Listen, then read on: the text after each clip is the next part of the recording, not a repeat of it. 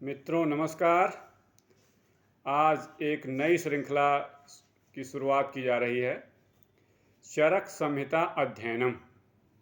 ये टॉपिक जो बीएमएस के विद्यार्थी हैं उनके लिए बहुत ज़्यादा हेल्पफुल होगा, क्योंकि अगर वो बीएमएस कर रहे हैं, उसके बाद पीजी की तैयारी कर रहे हैं या मेडिकल अफसर की तैयारी कर रहे हैं या फिर केवल बीएमएस में ही हैं, तो उनको परीक्षा पास करने के लिए चरक संहिता का अध्ययन करना अति आवश्यक होता है। और चरक संहिता, जैसा हम सभी जानते हैं कि हमारा ये ओरिजिनल टेक्स्ट है, शास्त्रीय ग्रंथ है।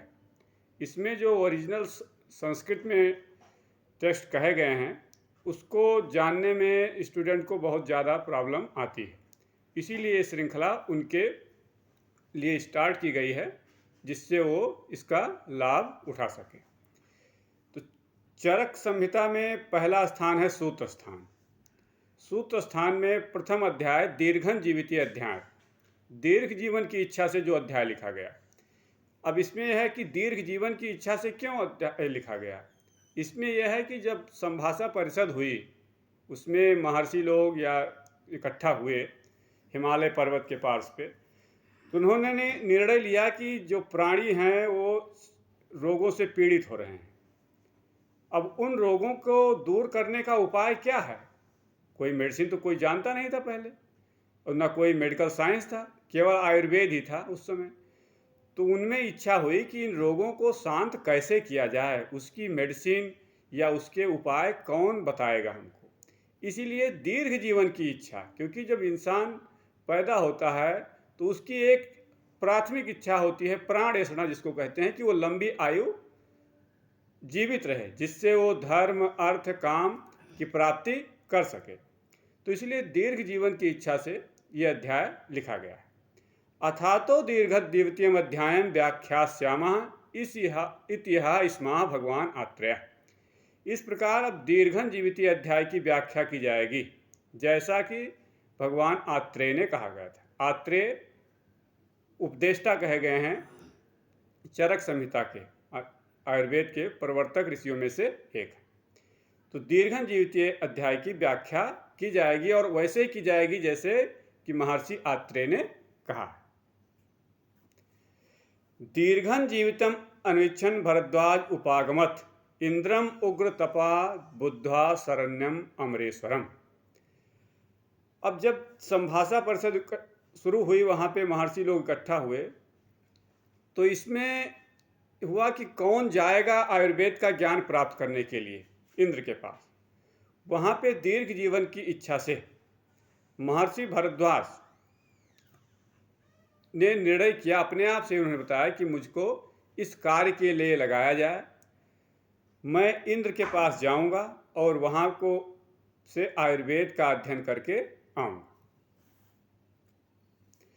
ब्रह्मणा ही यथा प्रोक्तम आयुर्वेदम प्रजापति जग्राह निखलेद सुनोतु पुनस्ततः अश्विभ्याम भगवत सक्रा प्रतिपेदे केवलम ऋषि प्रोक्तो भरद्वाजस्तस्मात् सक्रम उपागमत।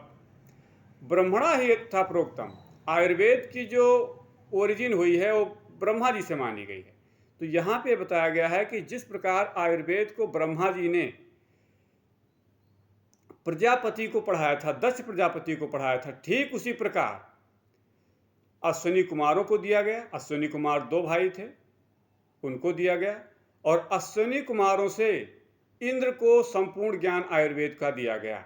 अब इंद्र से वो ज्ञान मृत्युलोक में आने के लिए भरद्वाज इंद्र के पास गए। वहाँ पे उन्होंने आयुर्वेद का अध्ययन किया, और वो मृत्युलोक में या फिर पृथ्वी लोक में आयुर्वेद को लेकर के आए। तो ये आयुर्वेद का अवतरण भी चरक संहिता में बताया गया है।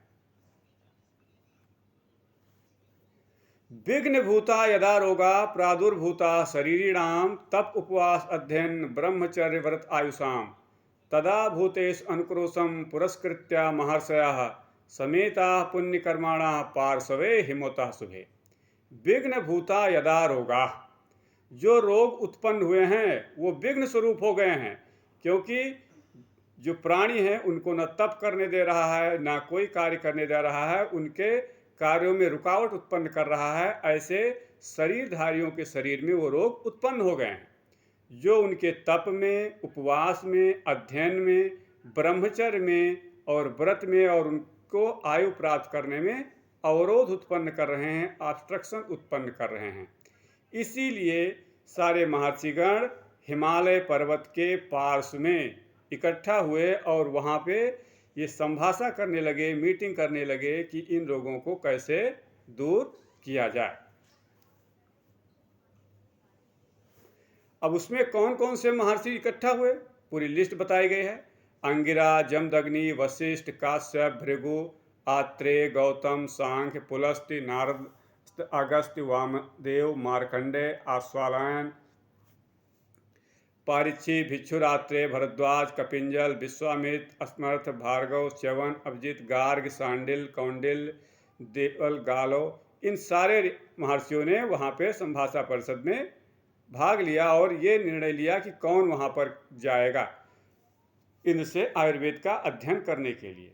तो वहाँ पे उस मीटिंग में भरद्वाज खुद खड़े हुए, कहे कि अहम अर्थेन युज्यामि, इस कार्य के लिए मुझे लगाया जाए, मैं इंद्र के पास जाऊंगा, जो हमारे प्रश्नों का उत्तर देने में समर्थ हैं, और वहाँ से मैं आयुर्वेद का ज्ञान ला करके प्राणी मात्र को आयु प्रदान करूंगा, सुख प्रदान करूंगा, और वो दीर्घ जीवन हो जाएगा, लंबी आयु प्राप्त करके धर्म, अर्थ और काम को उपभोग कर सकेंगे।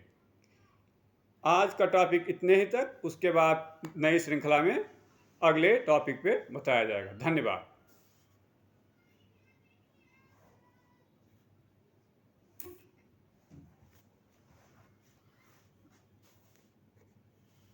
भरद्वाज